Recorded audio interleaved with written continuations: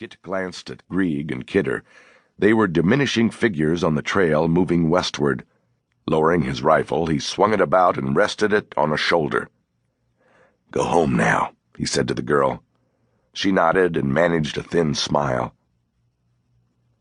The first face he saw when he reached the plaza where several of Taust's more enterprising merchants had laid out displays of their wares to tempt visiting mountain men was that of Thomas Fitzpatrick, known to most as Broken Hand, a name given to him by the Indians after he had injured himself in an accident. "Good to see you, Kit," the trader boomed. "Was hoping you'd show up. Heard you done right good with Ewing Young." Carson nodded. "Well, happens I'm looking for some good men to work for me and Jim Bridger, and maybe a couple other fellas.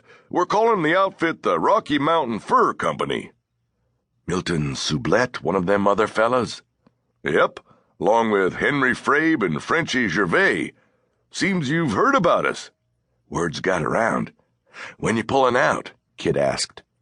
"It'll be early fall," Fitzpatrick said, brushing at his beard and mustache. "You interested?" "Reckon so. Where can I find you?" A grin of pleasure cracked the trader's mouth. "I'm real glad to hear that. Can sign my book over at Ewing Young's place." "Good. Got my stuff over there. I'll drop by tomorrow." "Tomorrow'll do fine," Fitzpatrick said, getting to his feet. "And if you've got a friend or two looking for work and that you'll vouch for, bring 'em along. I'm hoping to sign up a big party." Carson nodded. "I'll do that if I can." Suddenly a church bell began to toll in measured beats, and the noise in the plaza subsided to some extent, but for only a brief duration. A cheer went up from the trappers gathered around the doorway to the hall, where the fandango was to be held, and throwing his glance to that point, Kit saw that the musicians, a man with a guitar, another with a fiddle, and a third with a drum, had arrived. It would be another half-hour or so until dark and the time when the señoritas would make their appearance, some with their boyfriends, some chaperoned by an elderly relative, but all anxious and ready to participate in the fandango. "Ain't you going in, friend?" a deep voice at Carson's elbow asked. Kit turned, faced the speaker, a man of about his own age, he guessed. He had a broad smile and eyes that were bright with excitement. He was wearing buckskins and moccasins. He had removed his jacket, revealing a new red and blue striped calico shirt. "Name's Monty Reinhardt. Heard somebody over there call you Kit Carson." Kit took Reinhardt's offered hand into his own. "I'm Carson, sure enough. Don't recollect seeing you around here before." "Ain't been. This here's my first time in Taos," Reinhardt said.